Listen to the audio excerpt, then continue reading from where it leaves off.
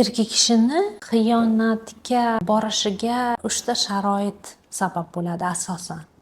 Birinchisi o'sha tugatilmagan munosabatlar. Uylanadida ota-onasi aytganiga, keyin baribir o'sha yaxshi ko'rgan yoki o'sha aytamiz-ku birinchi muhabbatiga o'xshagan yoki o'sha ayolga qaytish yoki topish, uni tushunyapsizmi? Shu orqali xiyonat. Ikkinchi sabab erkak kishini shu hayotida g'ururlanishiga sabab bo'lgan ishini qilganda his qilgan tuyg'usi, o'sha tuyg'uni qaytib yashagisi keladi. Tushunyapsizmi? Va agar biron bir ayolni uchratsa-yu va o'shanga o'xshagan sharoit paydo bo'lib, yana o'sha his tuyg'uni ayolni oldida his qilsa, ya'ni o'sha holat.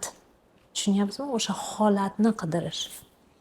Va uchinchisi bu erkak kishining tabiati agar shunaqa xiyonatkor bo'lsa, bu narsani o'zgartirib bo'lmaydi.